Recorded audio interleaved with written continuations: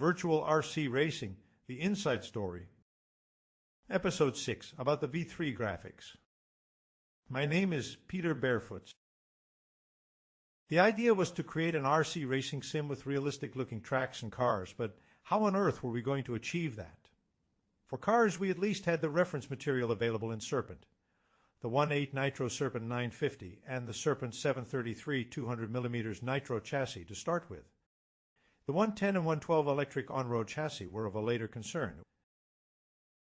It was just a matter of sending the cars to someone who could model them in 3D, right? But who? In an earlier episode, I had already revealed how I got in touch with Tony West from the UK. It was through our physics developer, Todd Wasson, that I was introduced to Tony.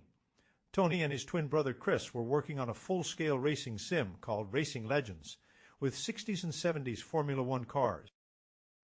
Except for Lothar and myself, Tony and the others in VRC V3 development had never seen any serious RC racing cars, an RC racing track, or an RC race.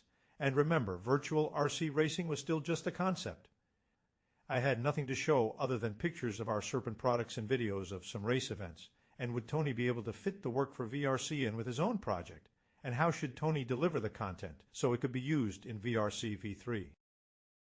Let's talk a bit about the game architecture. As the game architect and lead programmer, Lothar Pantel was the central figure in the VRC V3 project. Based on my written concept for VRC V3, Lothar designed a master plan how this could be realized. The game architecture brings everything together. It's the overall plan, so to say, and all parts must somehow be integrated seamlessly to become a functional game.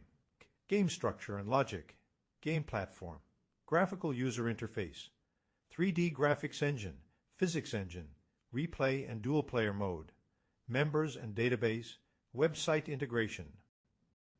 As this episode is about the graphics, it is important to understand that 3D graphics hardware was at quite an early stage of development with very limited performance, but at least it was able to efficiently render 3D content at a good enough frame rate to give the player a good sense of realism. For me, the most obvious platform to release VRC on was the PC and more specific Windows 98 and later NT. Yes, there were already Xbox and PlayStation game consoles, but I didn't think these platforms were really suitable for a niche game like VRC. This meant excluding the Apple platform. At hindsight, I still think it was the right decision, given the very limited scope, expertise, and budget we had for VRC. We needed a 3D graphics engine that would be capable of at least 30 frames per second on a 1280 by 720 screen, very much the standard for monitors in those days. You cannot compare the 3D graphics of those days with the current standard, but the 3D graphics engine that Lothar had developed was doing the job and could even do some dynamic shadowing. Tony was doing all his 3D modeling in Autodesk 3D Max, the 3D graphics standard back then and probably still today. It was very much between Lothar and Tony how Tony's 3D content could be integrated in the game architecture and the graphics engine. Much of this was totally beyond me, as I had absolutely zero knowledge in this field.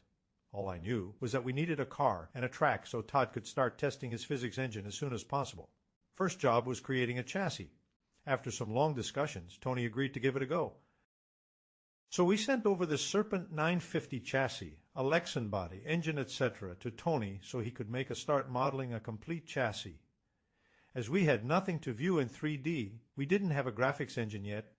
When Tony sent me the first renders of the Serpent 950 chassis with a clear Lexan body on it, I could hardly believe what I was seeing.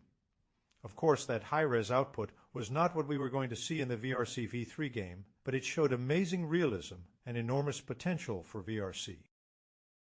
Next up was doing an RC track. The very first track we did for VRC V3 was the Mach track in Heemstede, just around the corner from Serpent and minutes away from where I live.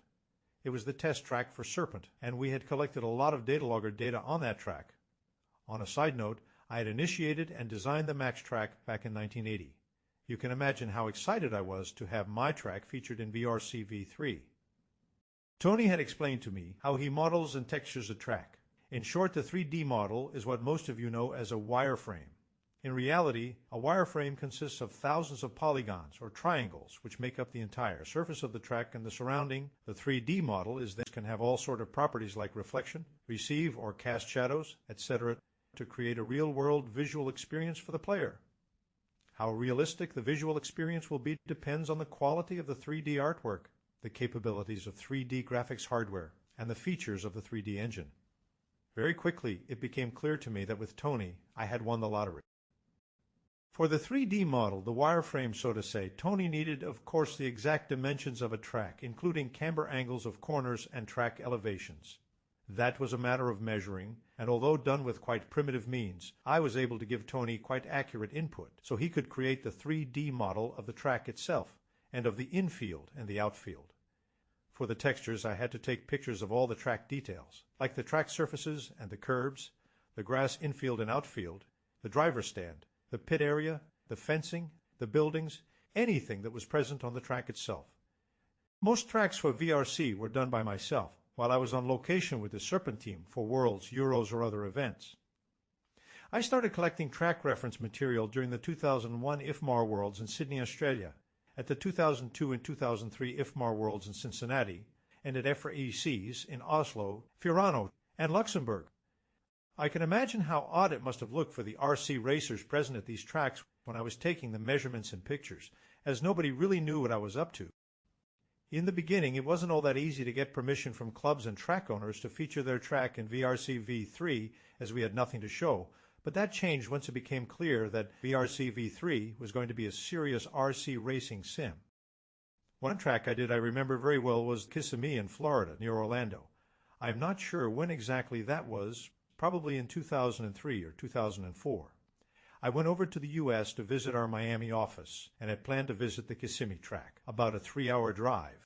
After I was finished taking pictures and measurements, it crossed my mind that I had passed an old war museum called Warbirds, with late 50s and 60s aircrafts and helicopters, and they offered 30-minute sightseeing tours with a helicopter. I went back there, booked a tour, and 10 minutes later... Hi Huck, it's Tom Richard. I have a customer who wants to do a photo flight over the little RC racetrack there on the golf course. And 10 minutes later, I was hovering to the takeoff area in an old Bell helicopter, like used in the Vietnam War. The track was directly next to that small airfield, and a few minutes later we were flying over the Kissimmee track, and I could take all the overall layout shots I needed. It was probably the best $100 spent on VRC. As I mentioned before, most V3 tracks I visited myself, even the Japanese tracks. More on these Japanese tracks when I let you in on the Kyosho VRC connection. Now on to the physics aspects of a track. When we had the Heemstede track modeled and integrated in the prototype game, we soon found out that there was more to it than just a good 3D model. We noticed that especially the banked corners had issues. The car could easily be offset by irregularities in the polygon mesh. Todd had to develop a special smoothing algorithm to smooth out these irregularities so the car would not jump of the track or suddenly shoot off into the air. Another 2 to 3 months of development gone by to tackle this problem. This smoothing algorithm is applied every time a track is loaded in V3 and is still used in VRC Pro today, except for off-road tracks where such irregularities are of course by purpose. An important feature of a VRC track is the so-called segment map. You not only want to just drive on a track, you also want to race and have your laps timed, and have your car turn marshaled after a crash, and make sure you don't cut corners and gain time. Lothar had already developed the concept of a segment map for the V1 and V2 versions of VRC to control this, and this concept has been continued for V3 and VRC Pro. The idea of the segment map is that the track has a sequence of segments, each with its own color ID. The car must pass each segment in the right sequence. If it skips a segment, it means that you have skipped part of a track, so you probably cut a corner. If that happens, you are warned to activate the virtual turn marshal with a spacebar. This then puts you back in the previous segment, else the lap will not be counted. The segment map concept works so well that it was also implemented for V3 and later for VRC Pro. Lothar, Todd, and Tony also developed such underlaying maps to control grip level, for instance more grip on the ideal line and less toward the outside of a corner, and a special grass map to identify grass areas on asphalt tracks, so cars with foam tires do experience very different traction when they end up in the grass. Other maps were added when we started developing VRC Pro. A few more pieces of the complex VRC V3 puzzle were now filled in.